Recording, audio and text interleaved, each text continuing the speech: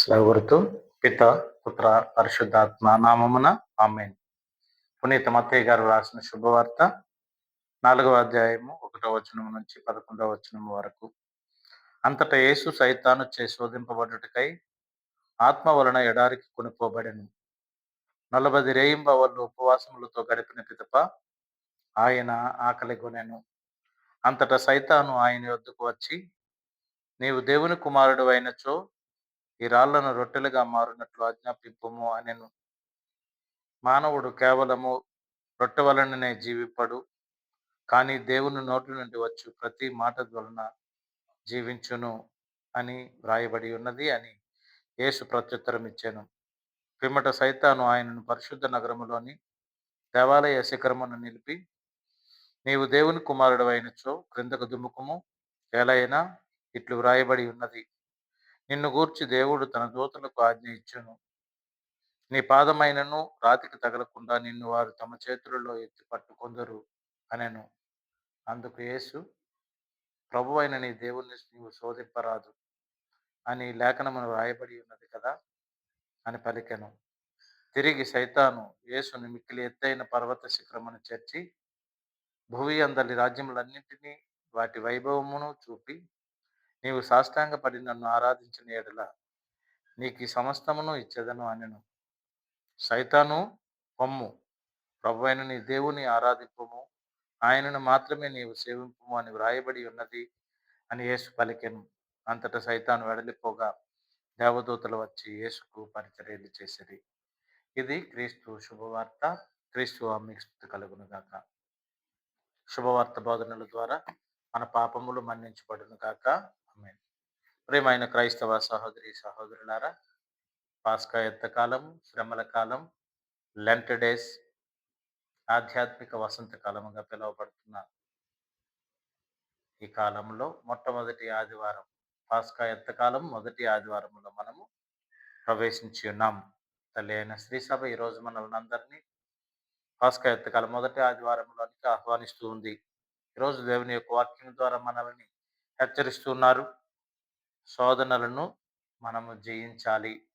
శోధనలను జయించాలి అంటే దేవునితో కలిసి ఉన్నప్పుడే మనము మనకు వచ్చినటువంటి శోధనలను జయించగలుగుతాం అన్నటువంటి సత్యాలను ఈరోజు తన వాక్యం ద్వారా ప్రభు మనతో మాట్లాడుతున్నారు. ప్రియ సహోదరి సహోదరులారా, ఒకసారి ఒక విచారణ గురువు దగ్గరికి సంఘ పెద్ద వచ్చి ఆ రోజు చెప్పినటువంటి ప్రసంగం గురించి చర్చిస్తూ ఉన్నారు. ఆదాము యవ్వముల గురించి, వారు చేసినటువంటి తప్పు పని గురించి, వారు లొంగిపోయినటువంటి ఆ శోధన గురించి మాట్లాడుతూ ఉన్నారు. ఆదాము యవ్వములు తప్పు చేసి ఉండకపోతే బాగుండేది, ఆదాము యవ్వములు కాబట్టి లొంగిపోయారు, నేనైతే ఆ శోధనను జయిస్తానని చెప్పి డిస్కస్ చేస్తూ ఫాదర్ గారికి, ఈ సంఘ పెద్దకి మధ్య మాటలు జరుగుతున్నాయి. ఇవన్నీ ఆలకించినటువంటి ఫాదర్ గారు ఆ యజమానిని మరుసటి రోజు మధ్యాహ్నం భోజనానికి ఆహ్వానించారు. మరి రెండవ రోజు అయిపోయింది. ఆ రెండవ రోజు మధ్యాహ్నం భోజనానికి వచ్చాడు సంఘ పెద్ద. సంఘ పెద్ద వచ్చేసరికి ఫాదర్ గారు టేబుల్ నిండుగా మంచి మంచి రుచికరమైనటువంటి వంటకాలను అన్నింటినీ కూడా పెట్టారు. మరి prawn biryani, chicken biryani, mutton biryani, అన్ని కూరలతో అన్ని మంచి మంచి రుచికరమైనటువంటి పదార్థాలన్నీ కూడా టేబుల్ మీద పెట్టారు. ఆ మధ్యలో ఒక డిష్ పెట్టారు. ఆ యజమానితో చెప్తున్నారు ఫాదర్ గారు, ఇగో ఫోన్, ఈలోగా ఫాదర్ గారికి ఒక ఫోన్ రింగ్ అయింది. ఫోన్ మాట్లాడాలని బయటకు వెళ్తూ యజమానితో చెప్తూ ఉన్నారు. యజమాని గారు, మీరు అందాక భోజనం చేయండి. పెద్దగారు, మీరు భోజనం చేయండి, నేను ఫోన్లో మాట్లాడి వస్తాను. కానీ ఈ మధ్యలో ఉన్నటువంటి డిష్ మాత్రం మీరు ముట్టొద్దు. నేను వచ్చిన తర్వాత దాన్ని తిందాం, కొద్దిసేపు అయిన తర్వాత తిందాం. ఆ డిష్ మాత్రం మీరు ఓపెన్ చేయొద్దు. మిగిలినవన్నీ కూడా ఓపెన్ చేసుకొని తినండి అని చెప్పి ఫాదర్ గారు ఆ పెద్ద మనిషితో, ఆ యజమానితో చెప్పారు. ఫాదర్ గారు బయటకు వెళ్ళిపోయారు. ఫాదర్ గారిని చూశాడు ఆ యజమాని.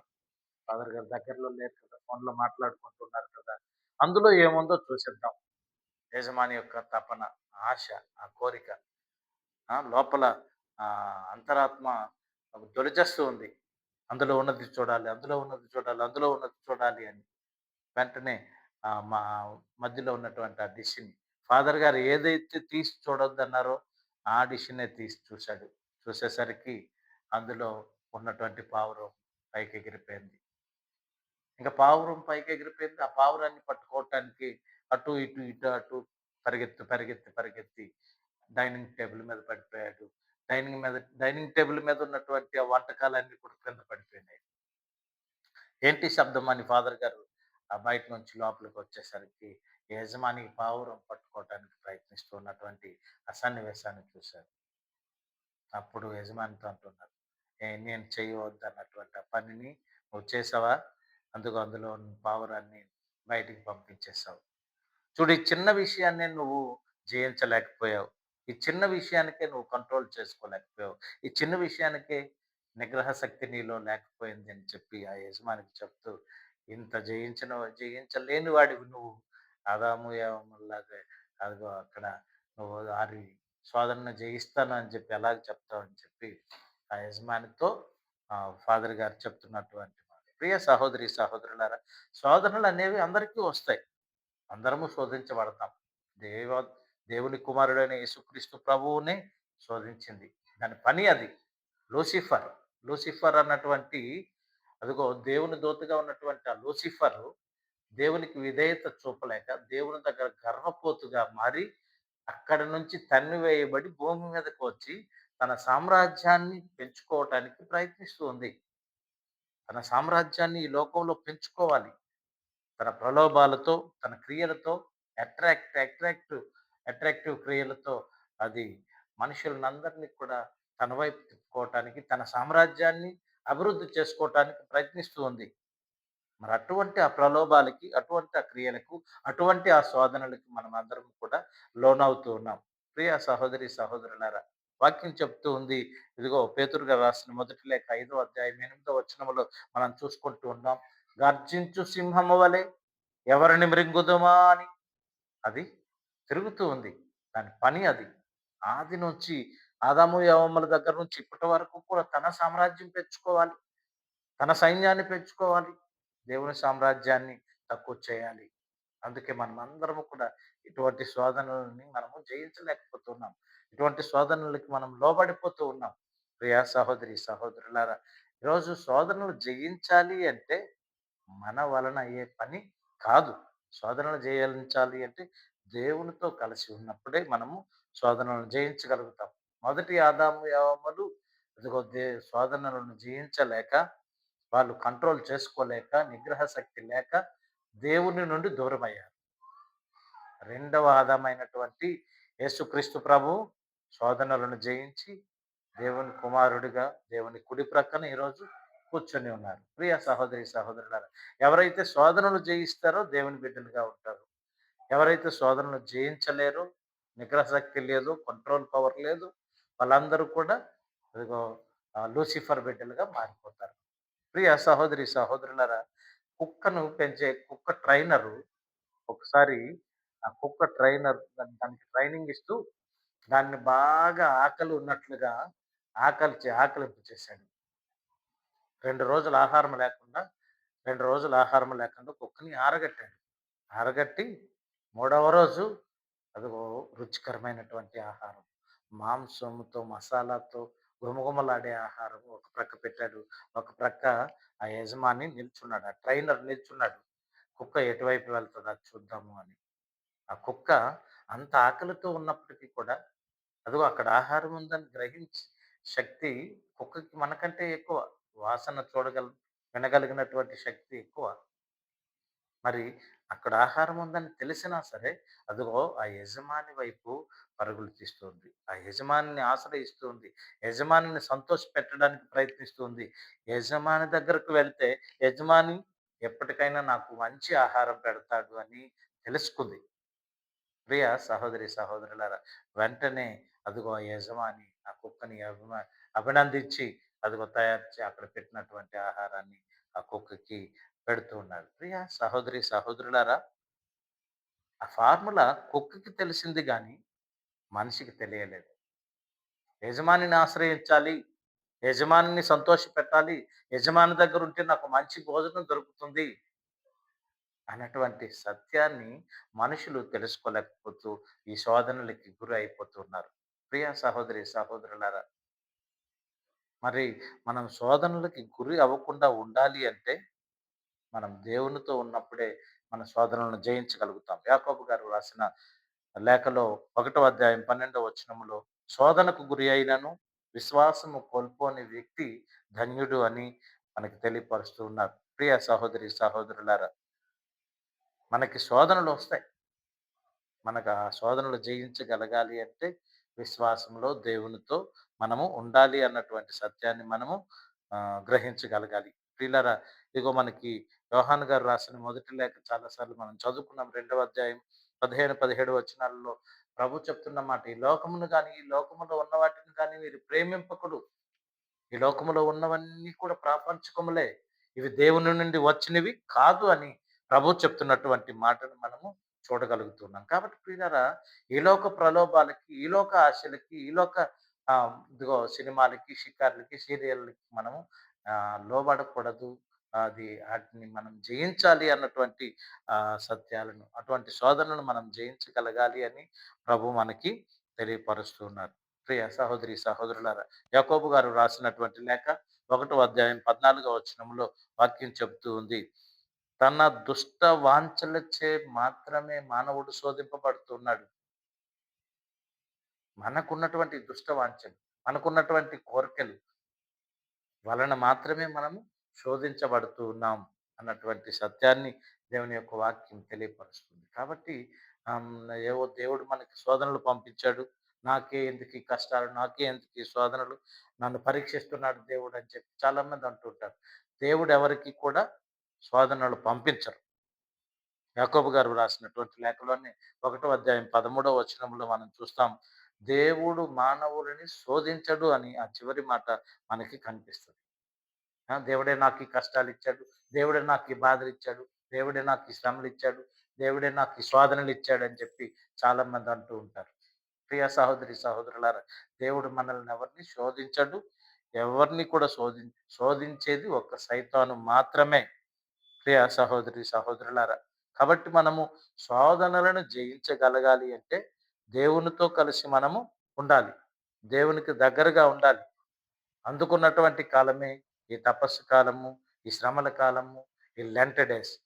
ప్రియ సహోదరి, సహోదరులు, ఒక్కసారి జయించాలి అంటే కష్టం. చూడండి, హై జంప్ ప్రాక్టీస్ చేస్తున్నవాడు ఆడు గెంతుతూ ఉంటే కర్ర పడిపోతుంటది. గెంతుతూ ఉంటే ఆ లాంగ్ జంప్ హై జంప్ చేస్తున్నప్పుడు ఆ కర్ర పడిపోతూనే ఉంటది. ప్రాక్టీస్ చేస్తూ, చేస్తూ, చేస్తూ కొన్ని రోజులకి ఆ కర్ర మీద నుంచి జంప్ చేయగలుగుతాడు. అంటే ప్రాక్టీస్ చేయాలి. దేవునితో ఉండాలి. దేవునికి దగ్గరగా ఉండాలి. ఇదిగో ఆ కుక్క ఏ విధంగా అయితే యజమానిని ఆశ్రయించిందో, ఆ కుక్క ఏ విధంగా అయితే యజమానిని ప్రేమిస్తూ ఉందో, ఇదిగో యజమాని దగ్గరకు వచ్చి యజమాని దగ్గర అదిగో యజమాని దీవెనలు పొందుకోవటానికి, అదిగో యజమాని దగ్గర ఉండటానికి ఆశపడుతూ ఉందో, అలాగనే మనము కూడా మన జీవితాలలో కుక్కలాంటి ఆ స్వభావం, కుక్కలాంటి మనస్తత్వం మనము కూడా కలిగి జీవించాలి. మన యజమాని అయినటువంటి ఆ ప్రభువుని మనం ఎప్పుడైతే ఆశ్రయిస్తామో అప్పుడు మనము ఈ శోధనలను జయించగలుగుతాం. ఈరోజు మనకి మూడవ పట్టణంలో మనం చూస్తున్నాం. యేసు ప్రభుకు వచ్చినటువంటి శోధనలు. యేసు ప్రభుకు వచ్చినటువంటి ఆ 3 శోధనలు మనము చూడగలుగుతూ ఉన్నాం. 3 శోధనలు: శారీరక శోధన, ఆధ్యాత్మిక శోధన, మానసిక శోధన. శారీరక శోధనలో అదిగో రొట్టెను రాళ్ళగా మార్చుకొని రాళ్ళను రొట్టెగా మార్చుకొని తినమని సైతాను చెప్తున్నటువంటి మాట మనం చూస్తాం. మత్తయి శుభవార్త 4వ అధ్యాయం 2, 3 వచనాలలో ఆయన ఆకలి కొన్నప్పుడు అదిగో సైతాను చెప్తూ ఉంది. ఈ రాళ్ళను రొట్టెలుగా మార్చుకొని తిని నువ్వు దేవుని కుమారుడు కదా అని చెప్తుంది. అంటే యేసు ప్రభువు ఎవరో సైతానికి తెలుసు. మనం బైబిల్‌లో చూస్తాం చాలా సందర్భాల్లో. దావీదు కుమారా యేసయ్య మాతో నీకు పని ఏమి అని చెప్పి అరిచినటువంటి కేకలు మనం చూస్తాం. అంటే దేవుని శక్తి ఏంటో, దేవుని మహిమ ఏంటో, దేవుడు, దేవుని కుమారుడెవరో దెయ్యానికి కూడా తెలుసు. సైతానులకు కూడా తెలుసు. అదిగో ప్రియ సహోదరి, సహోదరులారా, మత్తయి శుభవార్తలో చెప్తుంది. మీరు ఆకలిగొన్నారు కదా! రాళ్ళను రొట్టెలుగా మార్చుకొని తినొచ్చు కదా! అంటప్పుడు ప్రభు చెప్తున్న మాట, మానవుడు కేవలం రొట్టె వలననే జీవింపడు, దేవుని నోట నుండి వచ్చి ప్రతి మాట ద్వారా జీవిస్తాడని ప్రభు చెప్పినటువంటి సమాధానం మనం చూస్తాం. ఇది మనము ద్వితీయోపదేశ ఖండంలో 8వ అధ్యాయం 3వ వచనంలో మనం చూస్తాం. నరుడు కేవలం రొట్టె వలననే జీవింపడు అన్నటువంటి మాట. ప్రియ సహోదరి సహోదరులారా, ఈరోజు అనేక మందిని ఆహారం కోసం శోధింపబడుతూ ఉన్నారు. ఆహారం కోసం, ఈ శరీరాన్ని పెంచుకోవడం కోసం, ఈ శరీరాన్ని అదిగో లావు చేసుకోవడం కోసం అనేక మందిమి ఇదిగో ఆహ్, ఆహారం కోసం శోధించబడుతున్నాం. ఆదిలో కూడా ఆది తల్లిదండ్రులైన ఆదాము యవ్వములు కూడా అదిగో ఏదైనా తోటలో దేవుడు తినవద్దన్నటువంటి ఆ పండును అదిగో అదిగో మహిమకరమైనటువంటి ఆ చెట్టు పండును తినవద్దన్నటువంటి ఆ పండును అదిగో తింటూ ఉన్నారు. రుచి కావాలి, టేస్ట్ కావాలి. ఎర్రగా బుర్రగా ఉంది. ఈ లోకం కూడా అలాగే కనిపిస్తది. ఎర్రగా బుర్రగా కనిపిస్తది ప్రియ సహోదరి సహోదరులారా. ప్రభు చెప్తున్న మాట మనం చదువుకున్నాం. యోహాను గారు రాసిన మొదటి లేఖలో. ఆ! ఈ లోకంలో ఉన్నవన్నీ ప్రాపంచికంలే. దేవుని నుండి వచ్చినవి కాదు. ఈ లోకంలో ఉన్నవన్నీ ప్రాపంచికములే. కాబట్టి ప్రియులారా, ఇటువంటి శోధనలను మనం జయించగలగాలి అంటే దేవుని బిడ్డలముగా దేవునితో ఉన్నప్పుడు మాత్రమే మనము జయించగలుగుతాం. తర్వాత రెండవదిగా మనం చూస్తున్నాం ఆధ్యాత్మిక శోధన. ఆధ్యాత్మిక శోధనలో అదిగో 4వ అధ్యాయం 5, 6 వచనాలలో నీవు దేవుని కుమారుడవైనచో నువ్వు దేవుని కుమారుడవైనచో ఇదిగో ఆహ్, ఇక్కడి నుంచి దూకి నిన్ను పట్టుకుంటారని చెప్పి ఆహ్, అగో సైతాను ప్రభువుని శోధిస్తూ ఉంది. అప్పుడు ప్రభు చెప్తున్నారు, నీ ప్రభువైన దేవుడిని నువ్వు శోధింపరాదు. రాయబడి ఉంది. బైబిల్ గ్రంథంలో ఏం రాయబడి ఉందో బైబిల్ అంతా కూడా సైతానుకు తెలుసు. ఎందుకంటే వాడెవడు? ఒకప్పుడు దేవుని సన్నిధిలో ఉన్నవాడే లూసిఫర్. మరాడికి బైబిల్ అంతా తెలుసు. దేవుని గురించి తెలుసు. దేవుని శక్తి తెలుసు. దేవుని బలం తెలుసు. కానీ తన ప్రాబల్యాన్ని పెంచుకోవడం కోసం ఇదిగో శోధించడానికి అప్పటి నుంచి ఆది నుంచి ఇప్పటి వరకు ఈ ప్రపంచంలో గర్జించు సింహము వలె తిరుగుతూ ఎవరిని దొరుకుతారా అని చెప్పి తిరుగుతున్నాడు. కాబట్టి ఈ రెండవ శోధనలో ఆధ్యాత్మిక శోధనలో ప్రభు అంటూ ఉన్నారు. నీ ప్రభు అయిన దేవుడిని నువ్వు శోధింపరాదు. కీర్తనల గ్రంథం 91వ అధ్యాయం 11, 12 వచనాలలో ప్రభువు నిన్ను తన దూతల సంరక్షణలో ఎత్తి పట్టుకొందురు అని దావీదు కీర్తనాకారుడు చెప్పినటువంటి ఆ మాటను ఆ సైతానికి తెలుసు. ఆ మాటను ఎత్తి చూపిస్తూ ఉంది ప్రభుతో. అప్పుడు ప్రభు చెప్పారు, ఇదిగో నువ్వు నన్ను శోధించవద్దు. ద్వితీయోపదేశ కాండం 6వ అధ్యాయం 16వ వచనంలో ప్రభు చెప్తుంది. మస్సా వద్ద చేసినట్లు ప్రభువుని మీరు మరలా పరీక్షకు గురి చేయొద్దు. ప్రభువుని మీరు శోధించొద్దు అంటూ ఉన్నారు. ప్రియులారా, మరి మూడవదిగా మానసిక శోధన. శారీరక శోధన, ఆధ్యాత్మిక శోధన, మానసిక శోధన. 3 శోధనలు. ఈరోజు మూడవదిగా మానసిక శోధన. మత్తయి శుభవార్త 4వ అధ్యాయము 8, 9 వచనాల్లో ఈ రాజ్యములన్నిటిని చూపించి చెప్తూ ఉంది. ఇదిగో ఈ రాజ్యములన్నీ కూడా నావే. నీకిచ్చేస్తాను. నన్ను ఆరాధించు అని చెప్పి ఆహ్, చెప్తూ ఉన్నప్పుడు ప్రభు చెప్తున్నారు. సైతాను పొమ్ము. 10వ వచనములో మనం చూస్తూ ఉన్నాం శుభవార్తలో. సైతాను పొమ్ము. ప్రభువైన నీ దేవుణ్ణి మాత్రమే ఆరాధించాలి. ద్వితీయోపదేశ కాండం 5వ అధ్యాయం 8-10 వరకు ఉన్న వచనాలలో 6వ అధ్యాయం 13వ వచనము, 10వ అధ్యాయము 20వ వచనములో ప్రభువును మాత్రమే ఆరాధించాలని మనకి చెప్తున్నటువంటి వాక్యాలు మనం చూస్తున్నాం. ఆదిలో సీనాయి కొండ మీద ప్రభు ఇచ్చినటువంటి 10 ఆజ్ఞలలో మొదటి 3 సర్వేశ్వరుని మాత్రం ఆరాధించుదువుగాక, సర్వేశ్వరుని నామం వ్యర్థముగా పలుకకుందువుగాక, సర్వేశ్వరుని పండగ దినములను పరిశుద్ధపరచుదువుగాక. ఈ ఆజ్ఞలనే అక్కడ పాటించాలి. అదే చెప్తున్నారు ప్రభు గుర్తు చేస్తూ ఉన్నారు. ఇదిగో నీ ప్రభువైన దేవుణ్ణి మాత్రమే నువ్వు అదిగో ఆరాధించాలి. ఇంకా ఆరాధనకి పాత్రుడు, స్తుతులకు పాత్రుడు ఆయన మాత్రమే అని చెప్పి చెప్తున్నటువంటి మాట మనము చూస్తూ ఉన్నాం. కాబట్టి ప్రియ సహోదరి, సహోదరులారా, మనకొస్తున్నటువంటి ఆ శోధనలు జయించగలగాలి అంటే అదిగో మనము దేవునితో ఉండాలి. దేవునికి దగ్గరగా ఉండాలి. ప్రార్థనా జీవితం కలిగి ఉండాలి. ఉపవాసములతో దేవునితో ఉన్నప్పుడే దేవుడు మనకొస్తున్నటువంటి ఈ శోధనలన్నిటిని కూడా జయించగలుగుతాం. ఒకసారి ఒక కుర్రవాడు, ఒక యువకుడు విచారణ గురువు దగ్గరికి వెళ్ళి, "ఫాదర్ గారండి, చాలా శోధనలు వచ్చేస్తూ ఉన్నాయండి. బైబిల్ చదవలేకపోతున్నాను, ప్రార్థన చేసుకోలేకపోతున్నాను. బోలెడన్ని శోధనలు వచ్చేస్తూ ఉన్నాయి.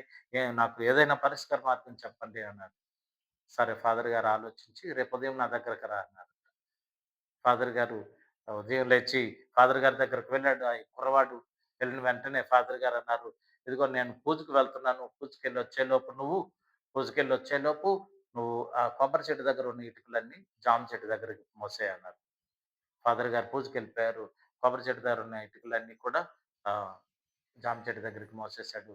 మోసేసరికి మధ్యాహ్నం 12:30 అయింది. ఫాదర్ గారు పూజ నుంచొచ్చారు. "ఏ నాయనా చెప్పిన పని చేసేసావా?" అని అడిగారు. ఫాదర్ గారు "నేను చేసేసానండి. ఇగోండి అది 12:30 అయింది. అయితే నువ్వు కడుక్కొని రా భోజనం చేద్దాం" అని చెప్పి ఫాదర్ గారు ఆ కుర్రవాడితో అన్నారు. కుర్రవాడు కడుక్కొనొచ్చాడు. భోజనం చేసేసాడు. భోజనం చేసి హ్యాపీగా ఒక గంట సేపు రెస్ట్ తీసుకొచ్చేమో ఇంటికెళ్ళిపోయి రెస్ట్ తీసుకుంటాననుకున్నాడు.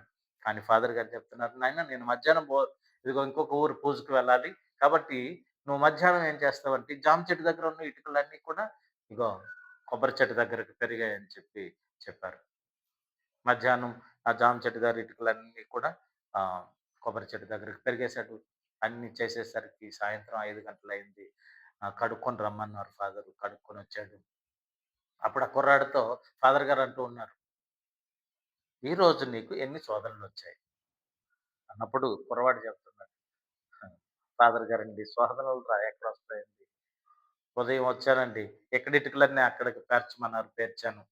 మధ్యాహ్నమేమో అక్కడ ఇటుకలన్నీ ఇక్కడికి పేర్చమన్నారు పేర్చాను. శోధనలు రాలేదు గానీ ఒళ్ళు నొప్పులొచ్చాయండి.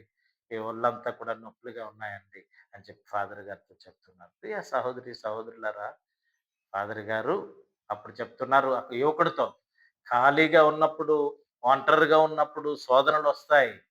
నువ్వు దేవునితో ఉన్నప్పుడు మాత్రమే శోధనలు జయించగలుగుతావు." ప్రియ సహోదరి, సహోదరులారా, యోహాను గారు రాసిన మొదటి లేఖలో 5వ అధ్యాయం 4, 5 వచనాల్లో అక్కడ వాక్యం చెప్తూ ఉంది. దేవుని పుత్రుడైన యేసుపై నమ్మకం ఉంచితేనే తప్ప శోధనలను జయించలేము అని ప్రభు చెప్తున్నటువంటి మాట మనం చూస్తూ ఉన్నాం. కీర్తనల గ్రంథం 119 కీర్తన 11వ వచనములో, "నీ వాక్యము నా హృదయమున నింపుకొందును. అప్పుడు ఈ శోధనలన్నిటిని కూడా నేను ఆ! జయిస్తాను. పాపం చేయకుండా ఉంటాను" అని చెప్పినటువంటి ఆ మాట మనకి కనిపిస్తుంది. ప్రియ సహోదరి, సహోదరులారా, మనమందరము కూడా శోధనలను జయించగలగాలి అంటే దేవునితో ఉండాలి. కుక్కలాంటి స్వభావం కలిగి ఉండాలి. ఇగో ఇక్కడ మనకి దర్శన గ్రంథం 2వ అధ్యాయం 7వ వచనంలో, "గెలుపొందిన వారికి, శోధనలను జయించిన వారికి దేవుని ఉద్యానవనమున జీవవృక్షము దగ్గర ఉండే అర్హత మనకిస్తారు" అని చెప్పి వాక్యంలో చెప్తున్నారు. కాబట్టి ప్రియులారా, ఈ లోకము, శరీరము, పిశాచి అన్నటువంటి ఈ జ్ఞాన శత్రువుల నుంచి, ఈ శోధనల నుంచి మనము విముక్తి పొందాలి, విడుదల కావాలి, మనం గెలవాలి, మనం విజయం సాధించాలి, నిగ్రహ శక్తి, కంట్రోల్ శక్తి ఉండాలి అంటే మనం దేవునితో ఉండాలి అన్నటువంటి సత్యాన్ని మనం గుర్తుంచుకొని, ఇదిగో ఈ తపస్సు కాలంలోనైనా ఈ మిగిలినటువంటి కొద్ది దినాలు దేవునితో ప్రభు అంటూ ఉన్నాడు, "ఇప్పుడైనను రండి." అదిగో ఆదాము, యెహోవాలు అదిగో శోధించబడి దేవునికి దూరం అయిపోయారు పాపం చేసి. ఇదిగో నూతన ఆదామైనటువంటి యేసుక్రీస్తు ప్రభువారు శోధనలు వచ్చినప్పటికీ కూడా వాటిని జయించి దేవుని కుమారుడైనగా ఆయన దేవుని కుడి ప్రక్కన కూర్చొని ఉన్నారు అన్నటువంటి సత్యాన్ని ఈరోజు వాక్యాలు మనకు తెలియపరుస్తున్నాయి. కాబట్టి శోధనలు, అదిగో మనం మొట్టమొదటి శోధనకు గురి అయినను విశ్వాసము కోల్పోనివి. అబ్రహాముకు శోధనలొచ్చాయి. అక్కడ మనం బైబిల్‌లో చాలా మందిని చూస్తున్నాం. శోధనలు చాలామంది వచ్చినప్పటికీ కూడా అదొక శోధనలు గురైనా సరే విశ్వాసాన్ని కోల్పోకుండా తమ విశ్వాస జీవితాలను ముందుకు కొనసాగించిన న్యూ టెస్టమెంట్‌లో మనం చూస్తూ ఉన్నాం. పేతురు గారి విశ్వాసం, పేతురు గారి శోధన. ఆయనకు శోధన వచ్చింది. ఆయన మరలా సరిదిద్దుకున్నారు. విశ్వాసాన్ని కోల్పోలేదు. అలాగనే బైబిల్ గ్రంథంలో మనం చాలా మందిని చూసాం. కాబట్టి ప్రియులారా, అటువంటి విశ్వాసము, అటువంటి దేవునితో గడిపే భాగ్యాన్ని మనకి, మన కుటుంబాలకు దయచేయమని, మన సంఘాలకు దయచేయమని ప్రార్థించుకుందాం. ప్రభువు మనల్ని దీవించును గాక. పిత, పుత్ర, పరిశుద్ధాత్మ నామమున ఆమేన్.